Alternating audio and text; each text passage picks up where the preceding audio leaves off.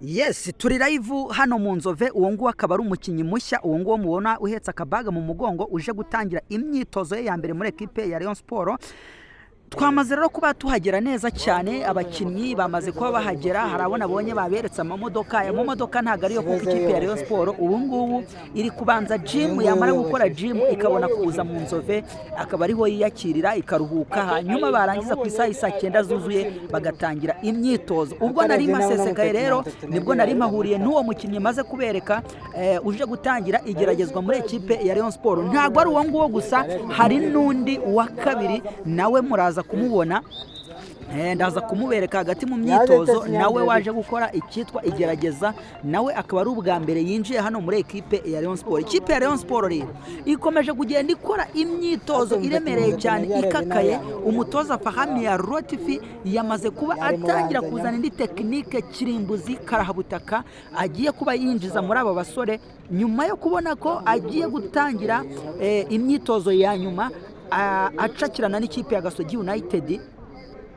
mu karere ka Huye i Nyanza. Mani ishobora byose, iyi Murera, iyi kipe ya rubanda, iyi kipe y'Imana, iyi kipe mbabwiza ukuri uko ndi kuyibona umuriro ugiye kwaka. Mwarabibonye ikipe ya Murera yakinnye umukino wa gishuti n'ikipe ya Miroplast, ikubita ibitego bigera kuri 4, irazamuka ikina na AS Muhanga ikubita ibitego 4. Ubu kuri iyi nshuro umutoza Fahami ya Rotifi nubwo uwitwa Twagirayezu Tade batari kuvuga rumwe neza, ariko yashatse kwerekana ko ari umutoza ukomeye, ari umutoza uremereye, ari umutoza uje guhindura ibintu muri Rayon Sport, ari umutoza uje kujyana ikipe ya Rayon Sport mu matsinda akayitambaza ikamurika igihugu cy'u Rwanda ku ruhando mpuzamahanga. Uyu mutoza rero yatangiye gutoza imyitozo iremereye, ahavuga ko nta mufana n'umwe akeneye muri stade.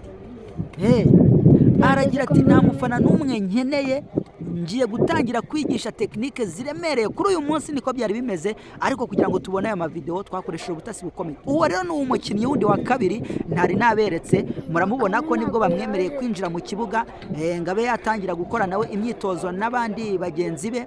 Murabona ko asuhukije umutoza Fahami ya Rotifi. Fahami ya Rotifi yarari kumwe na Yabonga, akaba rero amuhaye go ahead ngo yinjire nyine atangira imyitozo hamwe na bagenzi be.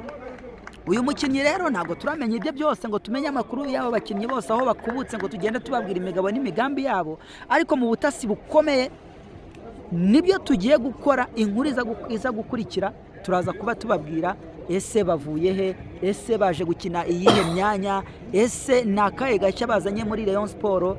Ayo yose ni amakuru turagenda tukugezaho 5 kuri 5. Iyi rero ni The Public Sport. Niba uri umureo w'ukuri, icyo usabwa ni ukuba wahita ukora subscribe, ugakanda share, ugakanda like, hanyuma ubundi tugatwika twizamukira dukomeza tumanuka ducacambuwa aya makuru ya Murera. Uwitwa Bigirimana Bedi, mani ishobora byose, afite amapase y'urukerereza, afite communication na mediane y'ikipe ya Rayon Sport, niwe uyiyoboye, ameze nka guverineri, ameze nk'umuntu wicaye mu ntebe y'ibiro.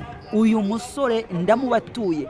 Mwagiye muvuga ngo abazungu, ngo Mohamed Cheri, Ryan wagiye, ariko uyu Bigirimana Bedi arimo aratambaza umupira, abantu bari koza amaso mu buryo budasanzwe. Musimbuke mujye kuri Vedaste Official kuri TikTok, musacinge TikTok account yitwa Vedaste Official. Namaze kuba nterekaho highlight ya Tony Kitoga ari kumwe na Bigirimana Bedi bazamuka bacenga bakoropa amapase y'uruki. Ni mu mani ishobora byose. Niba uri umureyo, iyi kipe y'Imana ndayigutuye. Numvise ku munsi w'ejo hashize rwose, nabwo nari nibereye ku myitozo mu Nzove, ariko bwa nyuma naje kureba highlight. Ikipe ya APR yarakubiswe, uwo bita Masengo Tansere, umukinnyi ukomeye cyane Rayon Sport yashatse kugura yirangaraho. Agumye babwira Tadeo ngo n'umukinnyi ngo ntashoboye, ngo ni indiscipline n'iki, ariko buri uko waba indiscipline kose wageze mu ikipe ikomeye ugomba guhinduka bro. Ntago waba indiscipline uri umuntu umwe ngo bize gushoboka cyane ko ubu ngubu ikipe ya Rayon Sport bari kubaka uyu mwaka ni 11 b'abazungu bahemberwa igihe umushahara ubonekera igihe, kandi murabizi ko imyigumuro myinshi y'abakinnyi ituruka kuba batahembwe. Icyo rero nicyo kintu cya mbere kigiye gucika muri ekipe ya Rayon Sport, umushahara ukajya ubonekera igihe. Uyu rero Masengo Tansere akomeje kuba rwose, akomeje kuba kasongoye iwa mu ikipe ya Gorira, akomeje kubamba ikipe ya APR akayibambagiza. Muribuka ko umukino wabanzaga uyu Masengo Tansere n'ubundi niwe wakashije mu buryo bukomeye cyane ikipe ya APR Football Club. Ku munsi w'ejo rero hashize uyu Masengo Tansere yaraje afata mediane ya APR byari yitwa Nimerda we yazamukanaga na base Kiganda bakubita amapase muri mediane, yagezemo arayivuyanga yihindura ifu, agera ubwo abacika barambika ishoti ry'umurambararo, babona inshundura zirahubangana, ntabwo yazinyeganyeje. Uyu nguyu warazihubanganya, bagize ngo ziracitse, abantu birabacanga, abajenerali birabayobera, baravuga bati uyu Masengo Tansere ni mu ntoki. Ikipe ya APR iragumye irahatana ishakisha uburyo yakwishura igitego, biranga, abakinnyi bavuye mu kibuga bikubise bahuruye bagenda. Nigeze mbona uwitwa Wasiri agenda avuga ati uyu mutoza nawe ndabona nta kigenda, ahubwo reka twigarurire Darikonovic.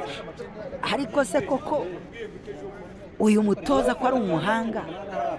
Gusa muri interview yakoze umutoza yavuze yuko adashaka kugira ibintu byinshi, arimo arubaka ikipe, arimo arareba 11 ba mbere, arimo arabashakisha. Wenda reka twitege ko arizo tekinike zamugoye zigatuma atsindwa iki gitego, ariko si ikipe ya Murera kwiri gukubita bine igakubita bine.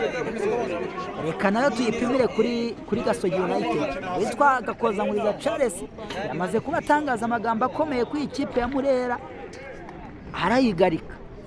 Ese koko birakunda?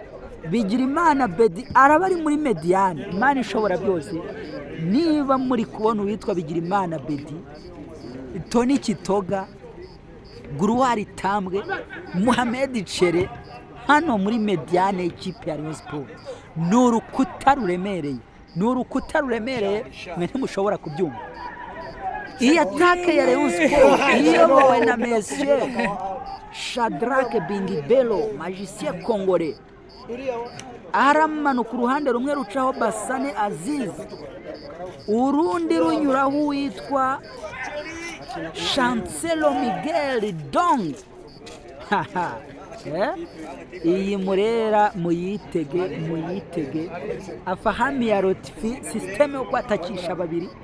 Uwitwa Chancelo nako uwitwa Shadrack araba ari kumwe na Rahman Papley batakizamu. Mutima wa defense Sabimana Aimable yaje arahare, ejo baramukubye n'uyu munsi bari kumukuba, ashobora kukijyamo.